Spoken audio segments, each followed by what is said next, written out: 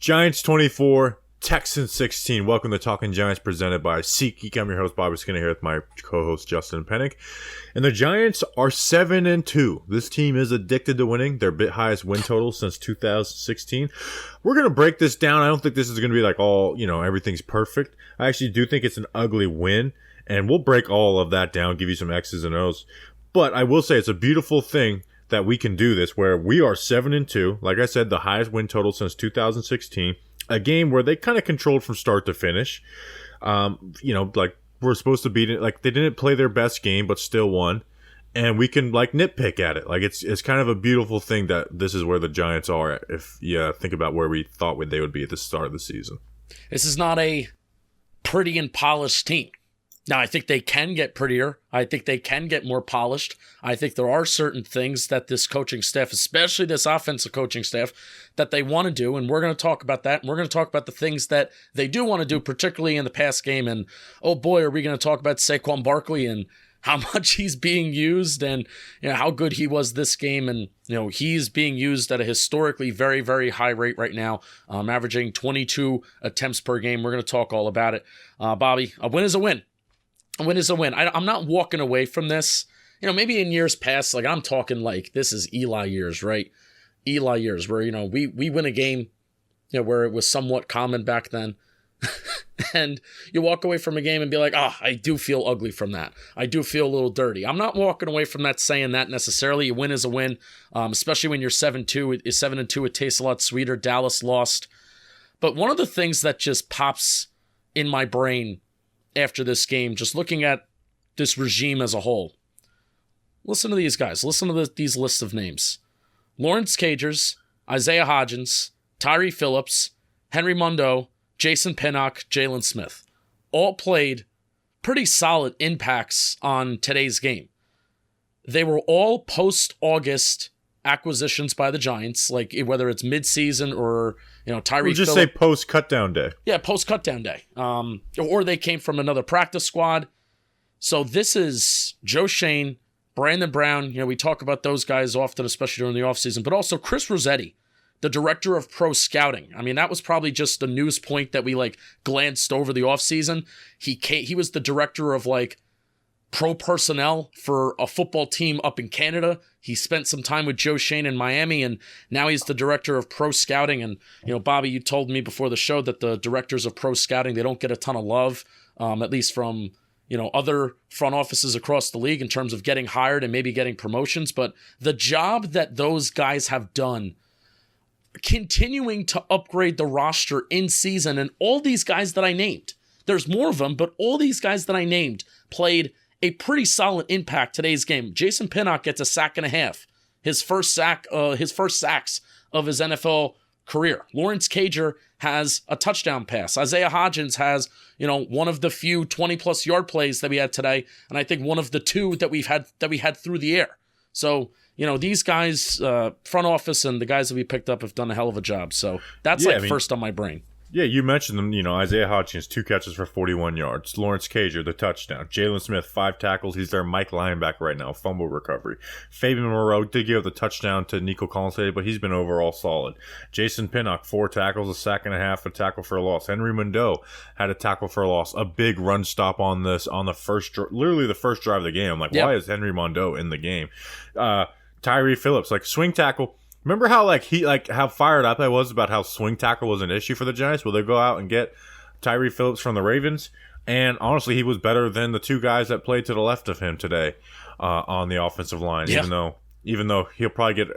By the way, just side note, I'm so sick of, and this is just not the Giants, the NFL in total, of running backs and tight ends chipping pass rushers into better pass rush moves. Like Jerry Hughes' sack was because Saquon chipped him into the quarterback. We just named 7 guys who were not on the team when the Giants cut down to 53, and they made a big impact for the Giants today. But we always start with the offense on these wins, on these games. 24 points, solid outing. And again, defense had a 3 and out. Giants scored a touchdown on the first drive, wall to wall. That's what you look for in a game. Justin, I went into this game being like it'd be a waste to not have a high volume running attack. I was not expecting this type of high volume rushing attack. Ask and you shall receive. They ran the ball 71% of the time. They ran the ball 47 times versus 20 passes. And you say, well, they didn't throw the ball at the end of the game once they had the lead. That is true. But with 10 minutes left in the game, the run-pass ratio was 69% to 31%. At halftime, it was 65% to 35%. So it's really not skewered too much by those numbers. And the Giants really, 50% of their passes were in must-pass situations as well, too. Which, that can skewer the stats. Like, they just did not want to throw the ball in this game. And I think there should have been some type of adjustment, not to just, like I said, high-volume rushing attack, but they were much better throwing the ball than they were running. Like their passing plays, they had 20, ended up in 176 yards. That's 8.8 yards per play. Rushing 47 for 191. Daniel Jones had his highest career yards per attempt with 11.6. And we'll talk about how the rushing attack, sticking with the high volume is not how the Giants put points on the board. No. Daniel Jones's EPA per play, granted, low sample size, but I find EPA and EPA per play to be a solid metric to go off of player performance. And EPA is basically saying, how is a player's performance basically contributing to putting points on the board? Daniel Jones's EPA per play was on the 95th percentile today. And they had, let's go through the third downs that they converted. A 3rd and 2, 3rd and 1, 3rd and 2. They converted with the flag in the first half. The second half, here's where the 3rd and longs come in. 3rd and 9 they converted. 3rd and 7 they converted. 3rd and 7 they converted. 3rd and 10 they converted. So we're in this situation again, Bobby, where I don't know if this is by design. Certainly it shouldn't be by design to get into 3rd and longs and then rely on your drop back offense to kind of get you those first downs. But, I think it was very similar to Green Bay. It was similar to Baltimore, where we're getting into these 3rd and longs. That's when we finally introduce these drop back passing stuff into this offense, and Daniel Jones is doing it. I just wish that we were able to do that maybe a little bit on 1st and 2nd down. I'm not talking about abandoning the run, and I don't think you're advocating for that either, but a little bit more balance is going to make this offense better. And if they did it more today, this should have been a game where the Giants scored over 30 points. Yeah, and again, luckily, we'll talk about it. This game, I think, is won by the defense and Daniel Jones making the most, and the receiving core, besides Galladay, making the most of every passing play that they had. The defense forced two turnovers in the red zone. The defense was awesome basically all game long. And then obviously Daniel Jones, they had 3 touchdown drives, the Giants. On those touchdown drives, Daniel Jones was 8 for 9, 153 yards, 2 touchdowns. So 17 yards per play. Saquon Barkley, 15 carries, 54 yards, and a touchdown, 3.6 yards per carry. In fact, he was better on the drives that they didn't score touchdowns. And they just were so committed to the run that they would just, they would have some good rushing attempts, and then they would get in negative plays. And it was the 2nd and longs they were running, and it wasn't, working. They had a 2nd and 15 draw play that didn't work. That series where they were in field goal range, and then they could proceed to lose 13 yards on the next 3 plays. I just thought they got the Texans had the worst run defense in the NFL, and I came into this game asking for high volume, but at some point I feel like you gotta throw the ball, and especially with the success they had throwing the ball. And guess what? As bad as the Texans' run defense is, well, their pass defense is really bad too. They're bottom 6 in yards per play allowed in the pass game. So again, thankful for a win. But this should have been a game where I like you said, I think the Giants should have scored 30 points. And this isn't like we're not talking about I just wish we would have scored 30. That would be cool. This is if the defense doesn't play as well and they only get 1 red zone turnover, this could be a game the Giants choked away if the defense didn't step up as much as they did. On each of the 3 touchdown drives, there were passing plays that were of 20 plus yards. The first touchdown drive featured a 36-yard pass that went to Darius Slayton, and then of course that drive ended in a Lawrence Cager 9-yard touchdown, which is ultimately a pass. We all know the 54-yarder that went to Darius Slayton. On 3rd and 9 too. On 3rd and 9, I do like the play design on that. By the way, you had 2 kind of wide receivers that were clearing the way. They were kind of running vertically down the field. So there you go, Bobby. Talking about how you want. I don't know if you would consider that vertical concepts, but they were running down the field vertically. No, it is. clearing the way for Darius Slayton, who, there were some bad angles taken on Houston, and he made a guy miss. But hey, I'm not gonna complain about that. Darius Slayton showing game-breaking speed and why he can be a game changer and why he is the most dependent Giants wide receiver we have. And then the third touchdown drive featured a 26-yard pass that went from Jones to Isaiah Hodgins on a 3rd and 7. So yeah, and that was literally they finally hit the dagger play too. That's a play they've been trying to run. They finally hit that. All these plays we're talking about it on 3rd down, where you have to do kind of the conventional drop back passing. And it sounds like, I can already see the comments right now where it sounds like we're complaining. We're not. I mean, I'm really pumped the Giants won, but they could have just flat out dominated this game if they trusted their quarterback a little bit more. And I don't think these wide receivers are scrubs. There's a different conversation when Kenny Galladay's involved here, but I think Darius Slayton has shown you enough that he's a playmaker. I think Wan'Dale Robinson should be involved more than what he's being involved in right now. You drafted him in the 2nd round. It's not like we're relying on Darius Slayton as a rookie in the 5th round, like Pat Shurmur was relying on him in 2019. I think they got to start introducing more drop back passing in this offense because the opponents are only going to get a little harder.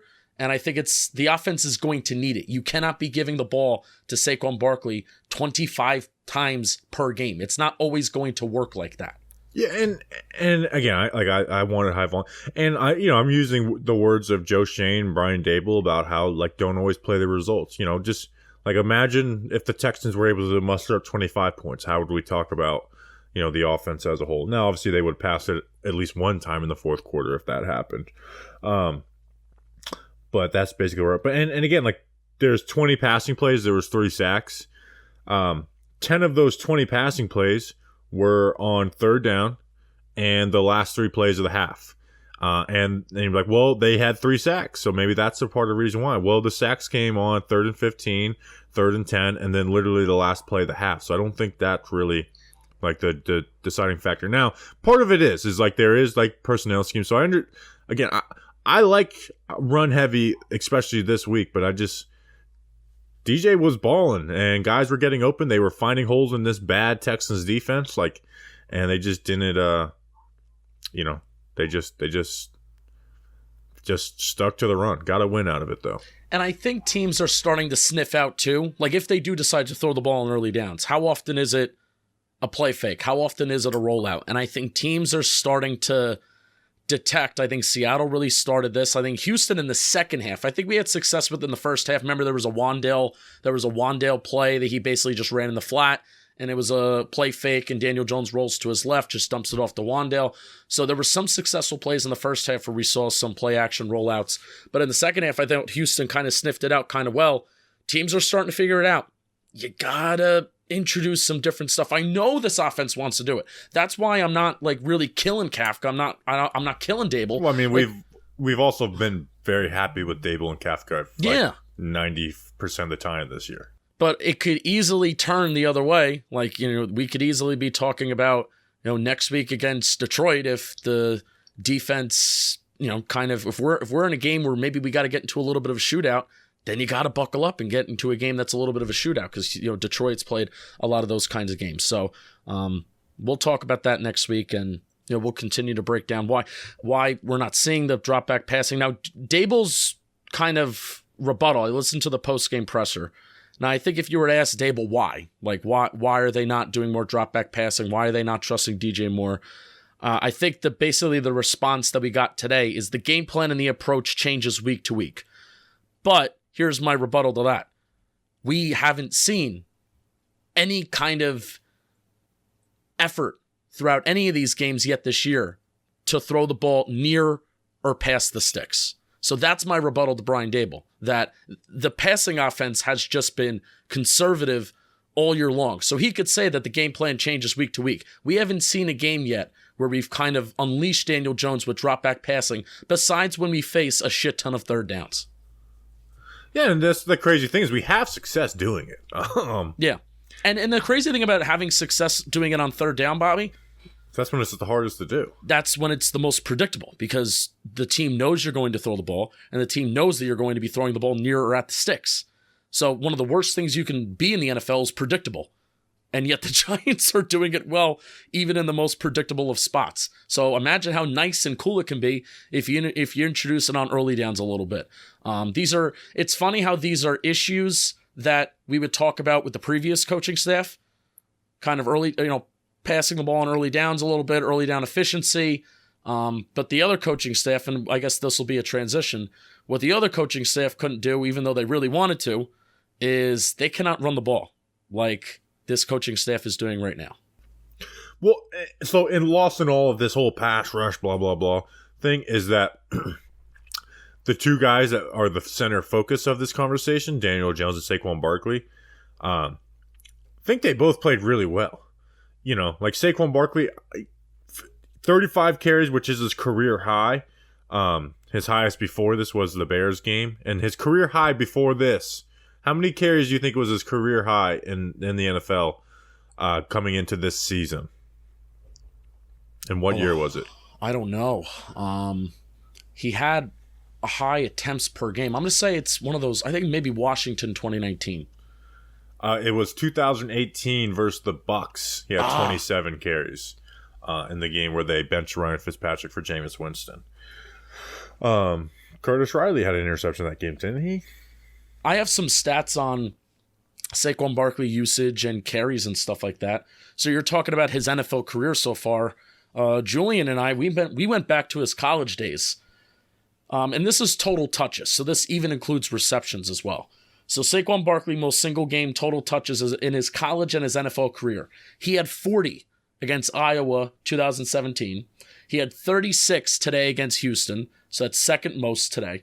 35 against Indiana 2016, 33 total touches versus Chicago this year, and then 31 versus Maryland in 2016. And so far this year, he has 198 attempts in 9 games this year. He's averaging 22 attempts per game.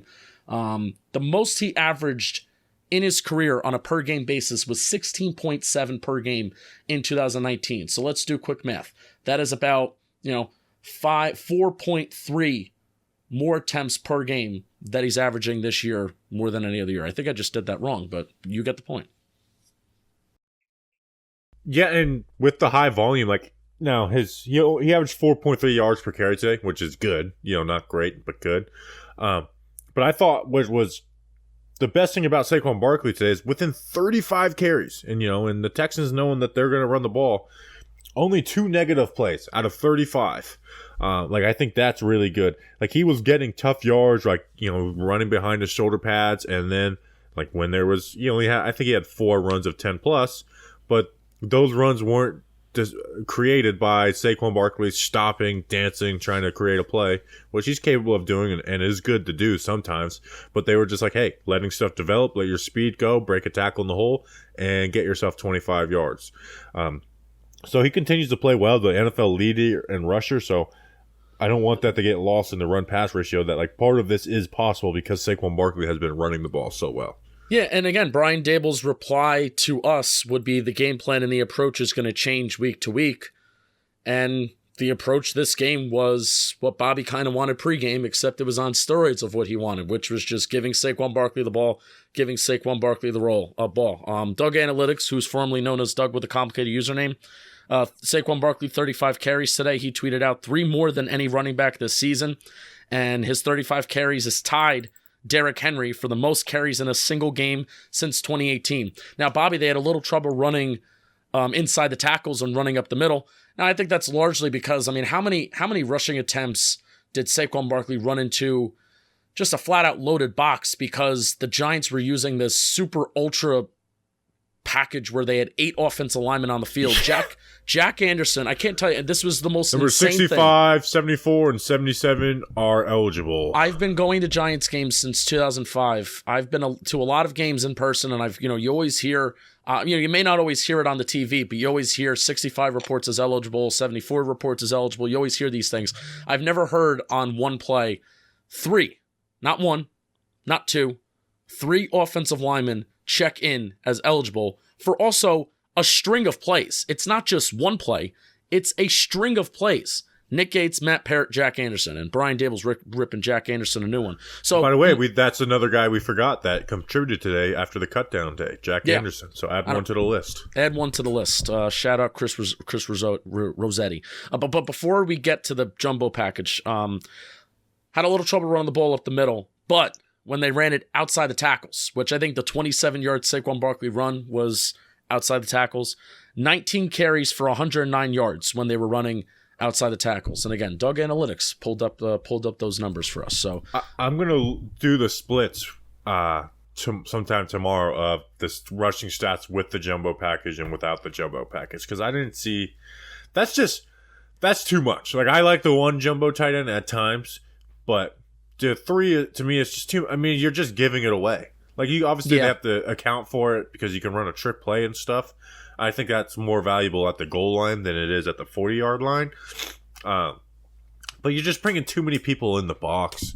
But then the counter to that is that, well, yeah, you're bringing people in the box, but they're not going to be as good as run defenders as those guys are run blockers. So I don't think the game plan today was for the running game to be efficient. Like, that was not the plan. The plan was to get 4 yards, and they did. You mean explosive? Well, I don't think the plan. Yeah, I guess explode. But even efficiency. Like, I don't think the Giants were entering in today's game saying we have to average like 4 to 5 yards per carry. I mean, they did. I know, but I'm saying that they entered in today's game saying that they don't have to do that because they just wanted volume. You're nitpicking my point, Julian. Am I making sense? I'm making sense. Just shake your head. I don't think you're making sense. Yeah, that doesn't make any sense. I'm trying to be. You always. I think that the Giants went into the game wanting to do well, not do well, which is what you're saying.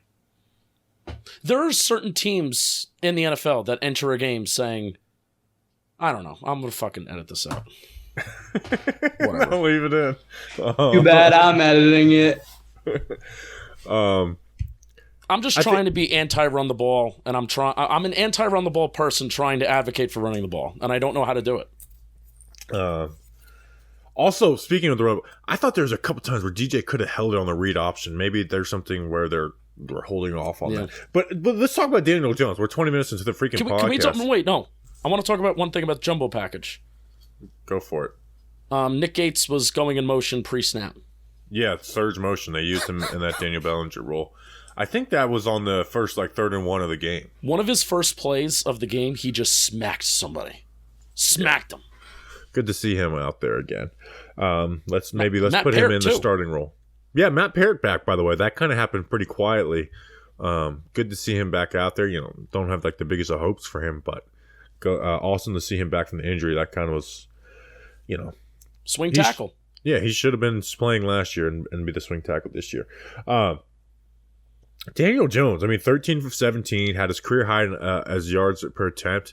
And people were like, whoa, Darius Slayton had so much yak on that touchdown, which part was why can't we benefit from yak? And we never get it. No, never. But that was a 3rd and 9. That was an awesome play from Daniel Jones. Feliciano got beat on a stunt. Glowinski just got beat in general. Nothing new. He slides to the left in that pocket. While getting hit, delivers the pass to Darius Slayton. Slayton makes a guy miss, so good on Slayton. But that wasn't your run-of-the-mill, let's throw a check down. Oh, he broke a tackle, got 50 yards, and it looks like it's a better play for the QB than it is on the scoreboard. No, that was an awesome play for Daniel Jones, and credit to Slayton for being able to break the tackle and score. Yeah, I kind of said what I needed to say on Daniel Jones. It's 95th percentile in EPA per play, and he didn't even run the ball.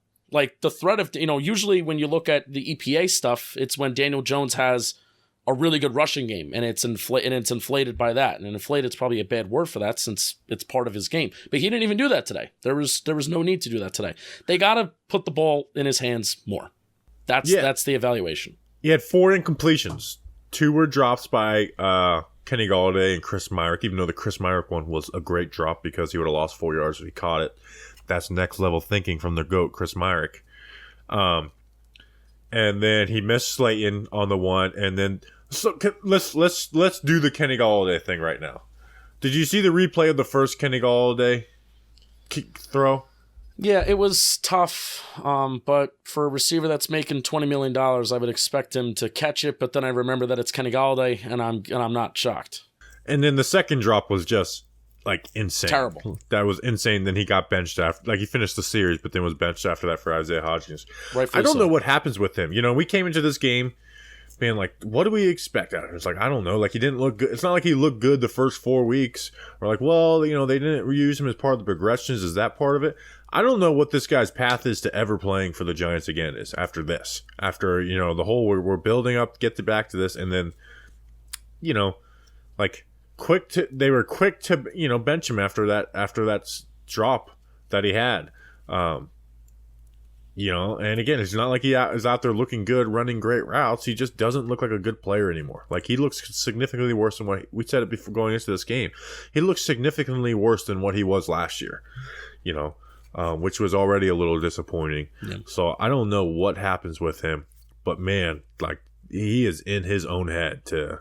The first one, I'm not going to kill him for. Like, I know everyone will because it's Kenny Golladay, and he's, you know, he's hated, which is kind of rightfully so. But the second one is just like insane. Like, dude, you cannot have that type of drop. Like, there's no excuses for that type of drop. I mean, tried catching it against his body. Yeah, I don't know what it is, man. It's like he's got the yips, but it's like you get paid too much money to have that, like, any excuse built in. Yeah, and also, like, you're an NFL player that's had success in this league. Darius Slayton is the only other wide receiver on this roster who has had NFL success, which also, he is a player that also in previous years has had the yips too. 5th round pick. Wando Robinson's a rookie. The rest of these guys are practice squad guys that have came from other teams. Isaiah Hodgins got here 2 days ago, and he was benched for Isaiah Hodgins. So, I mean, just use your eye test of course, he drops the ball, number one, but also use your eye test, number two. This Giants offense is worse when he is in the game. I mean, just look at the first few weeks of the season. They're worse when he's in the game. Yeah. Yeah, I just don't know what happened. Like, how does a healthy Kenny Golladay for the rest of the year, how does this play out? You have to ignore that. I mean, the Giants had 7 healthy, active wide receivers on the 53, right, today? Yeah. As long as he's healthy, I think you got to keep it that way, and you can't play him. Just can't. Sorry. What's the point? If he's not going to be back next year, what's the point? Yeah, it's I don't care how much money you're making. I mean, this is a 7-2 team. This team's not 2-7. If the team's 2-7, I'd be like, your $20 million player's got to contribute. But the team's 7-2. They have enough of a track record now where you see what happens when he's off the field. You see what happens when he's on the field. When he's on the field, he hurts you more than he helps you. Well, I hate to quote a meme. It's the thing that says, like, what does he even do? And it's pointing to Kenny Golladay. Right. It's like, what do you even do at this point? You know, like last year, did he score a touchdown last year? No, disappointing. But you couldn't make the "what does he even do" joke. Like, he was the Giants' leading receiver last year. You know, he had some good, halfway good numbers with Daniel Jones, and now it's like, what do you do? Like, you've dropped passes. You have 2 catches on 8 targets. Like, you know. Does he have a first down on those 2 catches? Yeah. He had a nice play versus the Titans week 1. People forget that. Yeah. And kind of rightfully so forget that. But I mean, he doesn't even earn, you know, I was saying, I think we were saying this during the mailbag or the preview pod, you know, at least just give him maybe a vertical chance on a contested catch to go up and make a play. He doesn't even deserve that right now. He doesn't deserve that. Yeah. If you can't catch it when you're open. Do you think that they play him at all? Like, more? Do you think he plays more than 10% of the snaps any games of the rest of the season? I mean, I think somebody is inevitably just going to get hurt. If no one got hurt. If it were me, no. But knowing this coaching staff, they'll see that maybe they can run the ball. They'll run the ball against the Lions, and then he'll be out there as a blocking wide receiver. Like, I can see that. Yeah, but even then you have guys like Isaiah Hodgins who can block. So, yeah, another shutout game for Andrew Thomas. How about that? 3 pressures in his last 6 games. I want to was there a tackle for loss? There was a good amount of tackle for loss that the Texans had. I want to see, there was like a couple plays where something just didn't look right with him. There was one play, a passing play, where he set very like 45-degree horizontally, but then Jerry Hughes just jetted off, and then he just set vertically. So there was a couple plays that looked, there was one that was like miscommunication, I think, and then I think there might have been a tackle for loss, but I mean, this is just extreme nitpicking with Andrew Thomas. Why don't you read an ad and then we'll talk about the defense, who honestly was the MVP of this game. Honestly, also, I want to just say I'm done with Mark Lewinsky. I want him. If Shane Lemieux comes back in these 21 days, I want him gone. I want him benched. Yeah, he's like, I had low expectations for Mark Lewinsky, and he's been lower of those low expectations. Yeah, make it happen. I mean, do you think Ben Bredesen's better than Mark Lewinsky? Undoubtedly, that's not. If Ben Bredesen comes back, it's. I will call for it. Shane Lemieux, I'm not going to call for it because like we haven't seen him play in 2 years. But if Ben Bredesen is back and healthy, I will call for Mark Lewinsky to be benched. Yeah, done. Very much done. This holiday season, we're going to be giving friends to our friends over at Manscaped. Everyone loves turkey and stuffing, but you'll be looking like the dessert with the help of Manscaped's Performance Package 4.0. Trim your pumpkins by going to manscaped.com and use code GIANTS for free shipping and 20% off. I think it's like low-key, it's like our best deal.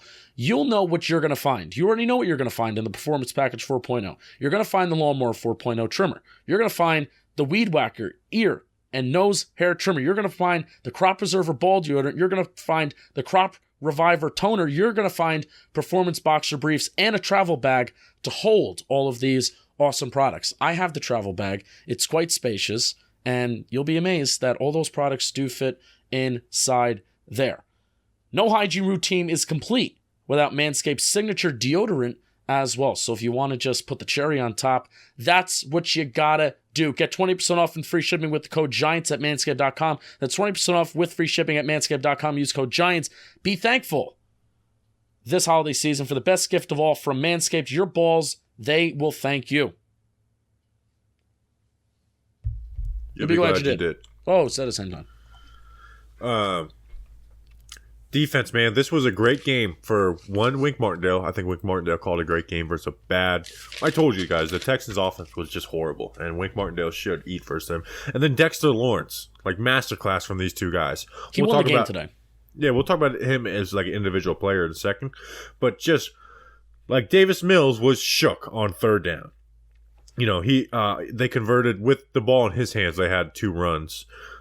2 of 8 on third down, and the Giants were the number 4 third down defense in the NFL. Their percentage went better to where it'd be number 2 in the NFL now. He 2 of 8 conversions, 2 sacks. He went 3 for 6 at 29 yards. Was constantly throwing the ball short of the sticks, and the 2 conversions, Justin. One was a screen play on 3rd and 10, and the other was cover 2 man. He threw the check down, and the running back Damian Pierce beat somebody and got the first down. So, like, Davis Mills he made 0 good plays on third. Like, hitting the check down is a good decision, I get. But, like, there was no impressive things that Davis Mills did on third down in this game. And it was just throwing those cover 0 looks at him led to the sacks for Pinnock and Dex. Led to, like, there was times where, they ran, like, a 2-yard hitch, and they're trying to get the ball downfield. Wink is dropping guys out in the coverage. He's confused. He just throws it to the 2-yard hitch. They tackle him. Now it's 4th down and 8. The Darnay Holmes got beat deep, by the way, on 1, and he just throws the 4-yard out against Adoree Jackson. Adoree Jackson goes to make the tackle. Actually, ends up breaking the pass up. Like Davis Mills, like probably the worst 300-yard game I've ever seen for a quarterback. Like Wink Martindale was in his head constantly, and he was never comfortable for even a second. And that was one of the reasons why I was like so excited about Wink Martindale heading into this year with this particular schedule, because you know that his defense is hell for bad quarterbacks. There are some quarterbacks in the NFL that they're on a do not blitz list. Patrick Mahomes, Josh Allen, even Lamar Jackson, which, hey, that kind of worked out for Wink. But there are some quarterbacks that are on a do not blitz list. Davis Mills is not on that list. You can blitz Davis Mills. I thought in the second half, when the Giants just allowed a lot of passing yards in general, I thought, despite they were still showing those cover zero looks, and I thought what they were doing is they made, I think, somewhat of a nice adjustment where they were just kind of throwing screens. When you have all those guys on the line of scrimmage, Texans were throwing screens, and they were throwing like quick little out routes and button hooks near the sideline, which was working for them. But if that's the worst that they're gonna do, okay. Well, and Davis Mills, he has 9 interceptions in 9 games. The reason is for that is there's a lot of like predetermined stuff and easy to telegraph what this offense is doing. Now that leads to double moves, which I think that was like the one positive thing we said about the Texans passing game. It was like they'll get some big plays out of double moves, and the Nico Collins touchdown was exactly that on Fabian Moreau, a little sluggo. But yeah, just constantly in his face, and then a big part of that was Dexter Lawrence. He had 1 sack, technically 2, but it was a half and a half combined for 1. 5 QB hits, 8 pressures, a tackle for a loss. I think he drew a holding penalty. Like Dexter Lawrence, man, he's essentially like a top 4 defensive tackle. He's playing like a top 4 defensive tackle in the NFL right now. Like Donald's obviously always going to be 1. Quentin Williams is playing better than him, but that's just because Quentin Williams is playing out of his mind. And then it's like Jeff Simmons and Dexter Lawrence. Yeah, Chris Jones is up there too for the Chiefs. He's having a really good year. But yeah, I mean, Dexter Lawrence, I think, is the reason why we won this game today. I mean, besides Saquon Barkley just getting the crazy volume that he got, and Darius Slayton having a 54-yard touchdown, but Dexter Lawrence, I think, just was the best player on the football field today. I mean, he controlled the game, and also take note too, there were 3 plays in the first half. Like there was a series where he was off the field for 3 plays. Giants allowed like 3 rushing plays. I have the numbers. 3 carries. They take him off the field early in the game. 3 carries for 61 yards for Dameon Pierce. Yeah. So Dameon Pierce had a good game when you look at it on paper. Outside of those 3 runs, 14 carries for 33 yards, 2.4 yards per carry. Not great. One, I thought this was as good as Dameon Pierce was. I thought this was a good matchup for the Giants defense because they don't miss tackles, at least within the box. Pierce wasn't breaking a ton of tackles, and he had Leonard Williams forced a fumble on him in the red zone too. He's trying to break that tackle. Leonard Williams is tackling, rips that ball out from underneath him because he doesn't want to go down.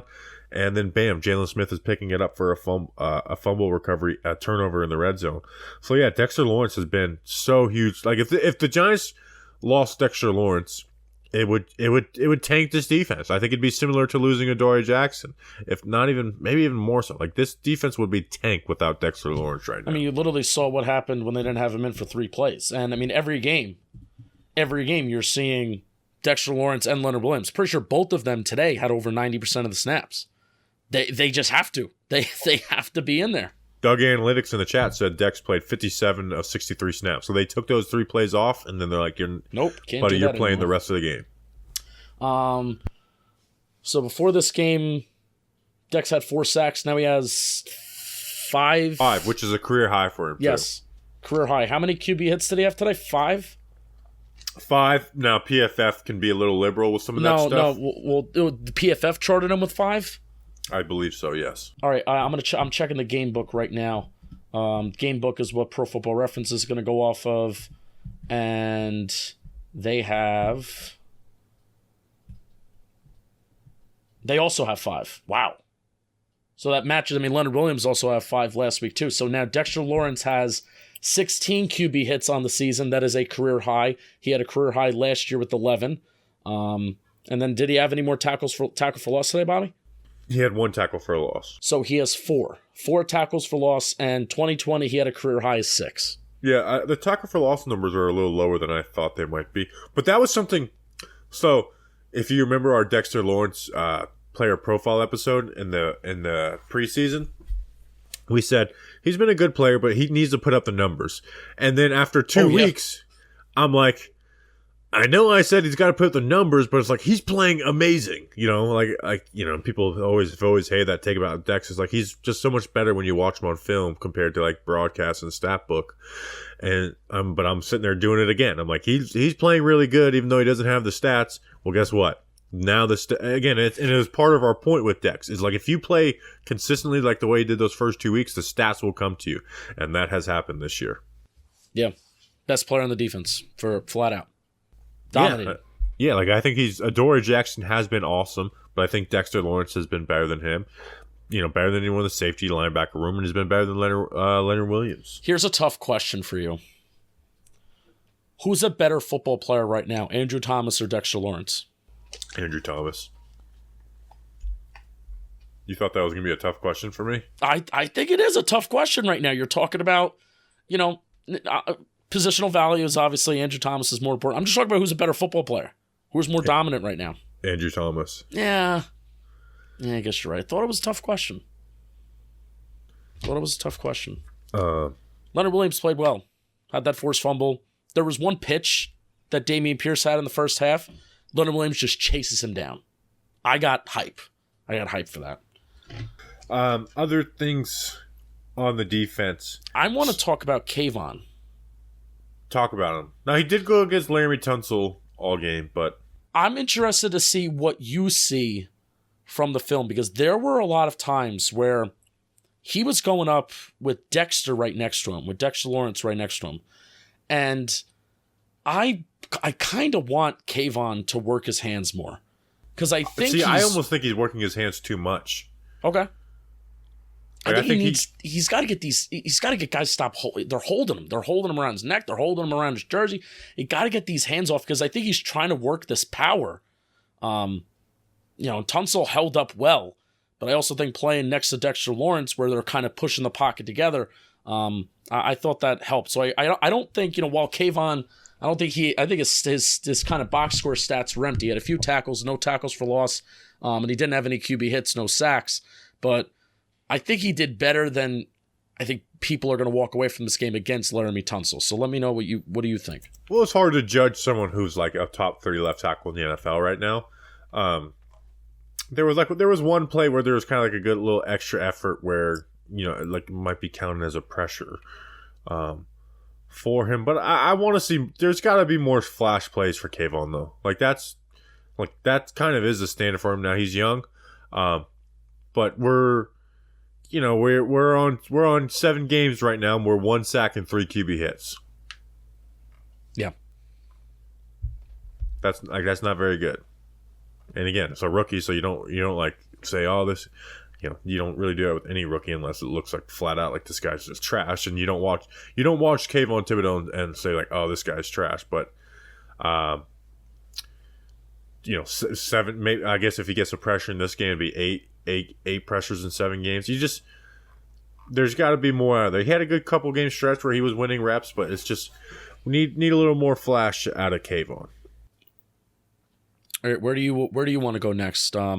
We could just move right down the defense and talk about these interior linebackers. The linebackers, well, the safeties, Dane Belton interception. Now, Dane Belton had some missed bad angles in the run game or like that Jordan Akins long play. But that interception was really good. Now, again, that's Davis Mills is predetermining where he's going with the ball and just decided pre-snap he was going to throw that ball. Dexter Lawrence had pressure right in his face. I think Dexter forced that interception. Dane Belton, great play finishing it and getting over there as a safety, but Dexter forced that. Yeah, and then I don't really have like any strong Dane Belton takes. Here's what I do have is we've talked about like, what happens when Tony Jefferson comes back? Does Landon Collins get? Why not just play Jason Pinnock as that dime safety if that's what you want to do? Because guess what? He's way faster than those guys. He's better coverage ability, and he had a sack and a half, a tackle for a loss. Like he had some experience playing. He had, he played with some fire in those few box reps he got for the Jets last year. He's got the center field ability. I'm not saying he's gonna be a good center fielder, but he has like the speed and range for it. Why not just play Jason? Why not just play the young guy in Jason Pinnock? I would much rather play Jason Pinnock than Tony Jefferson, who I thought did a fine job, or Landon Collins.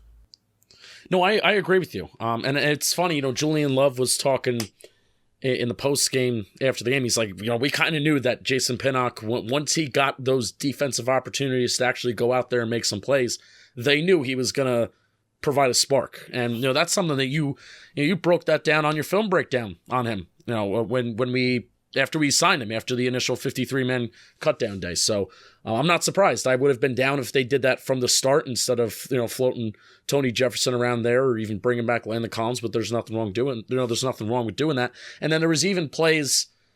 He wasn't the single high safety. I think Julian Love, almost every single opportunity there was a single high safety, Julian Love took that mantle. But there were times where they were playing too high, and Julian Love was probably one deep safety, and then Jason Pinnock was that other deep safety whenever they were kind of playing too high.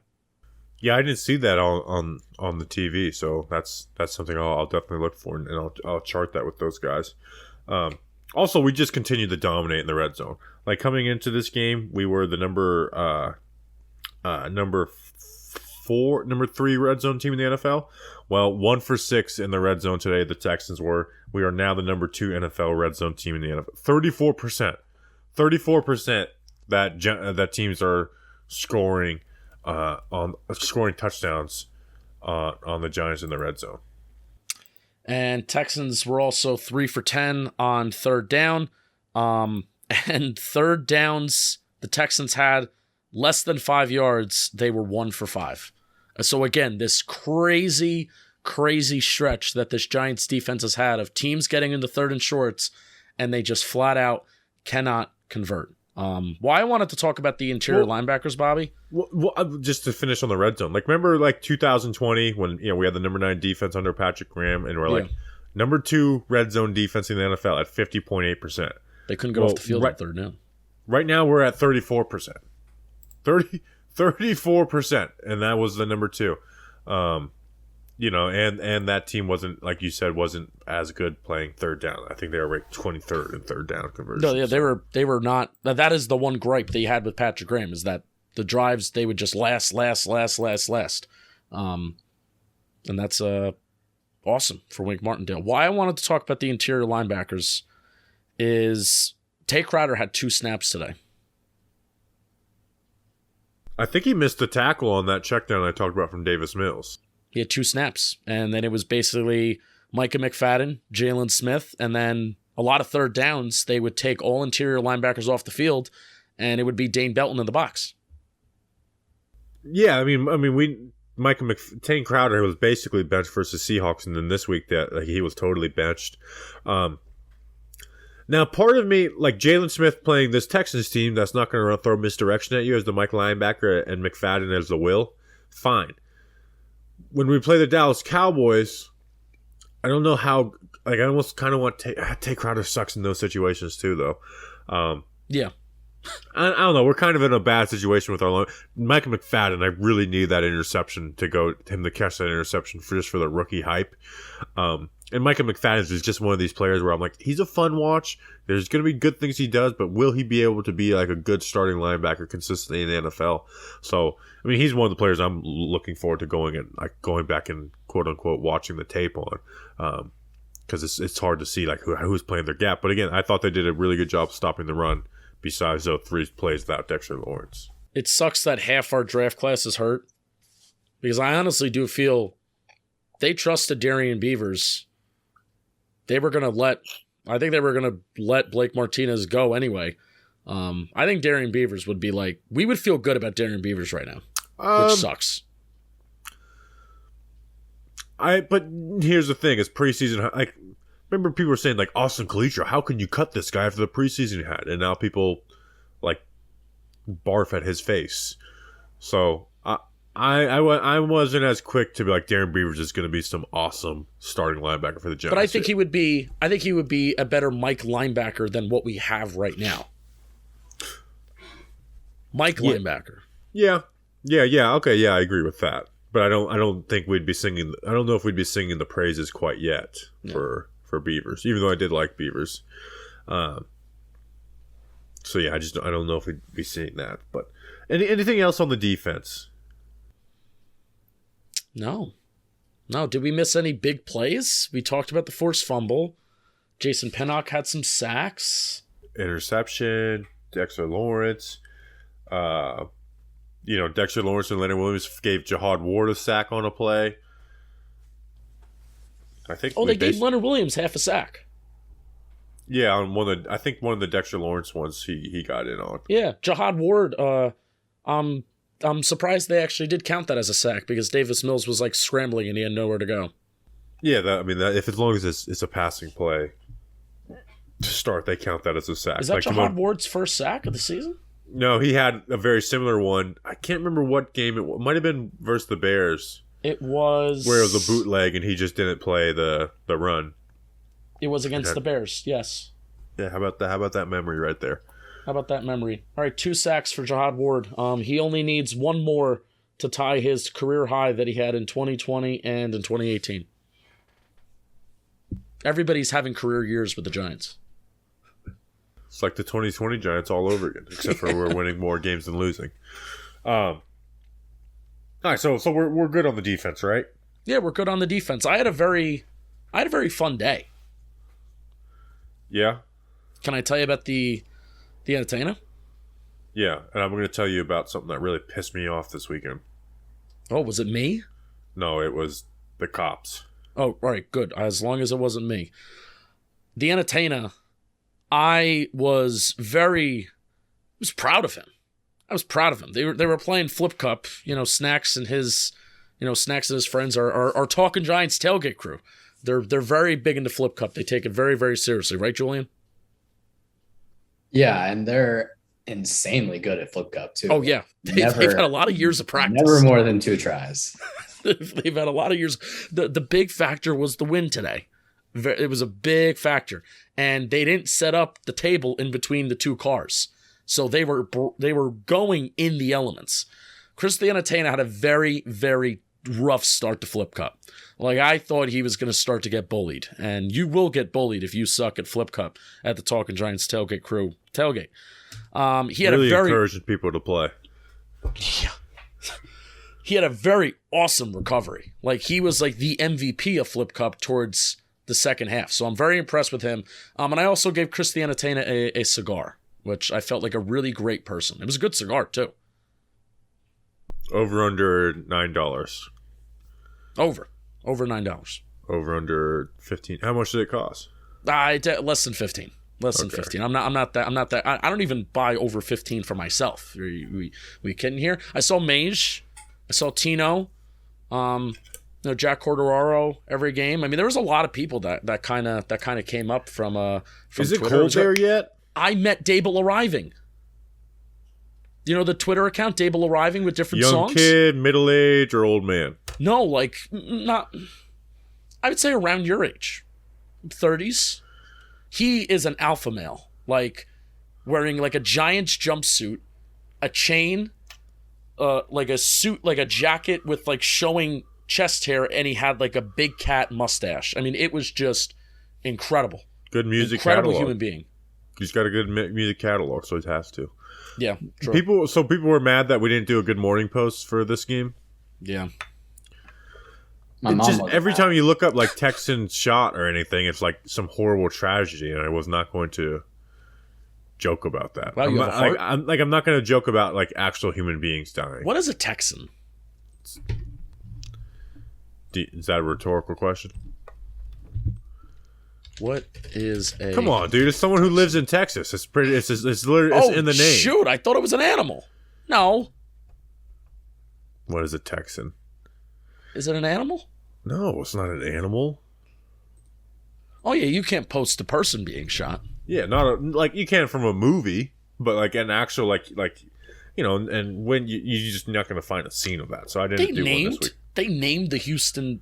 That's a terrible name. I just figured out what a Texan is. Yeah, it is a terrible name. I think it's the more Houston terrible people. That you didn't know what a Texan was. The Houston people. That's what you named. That's what you named. I mean, the Steelers are basically that. The Pittsburgh Steelers. They work at a steel mill. That's different. I have to go to freaking criminal court next month. Oh, Justin, Julian, I don't know if you knew this. Just Recently. So I joked about how I've been doing like burnouts a lot lately. Went out to dinner Friday night. Did a burnout. Do a 3-second burnout in the parking lot. Yep. Cops happen to be right around the corner.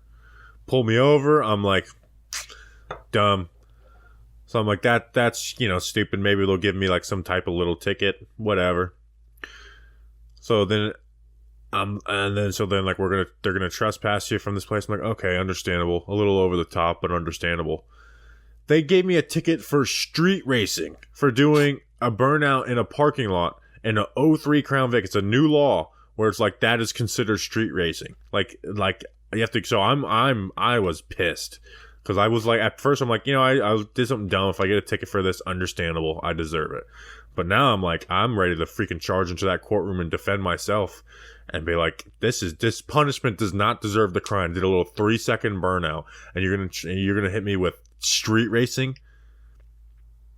That cop never had an ounce of fun in his life. Isn't that insane? And they were 2 young guys too, and the younger cops are very out to get you type guys. There's no way that stands up in court. By the way, one of our lawyer listeners is in the chat right now. Maybe, but they are in New York. But that's insane to me. That's crazy. Julian, have you do burnouts like every Friday night?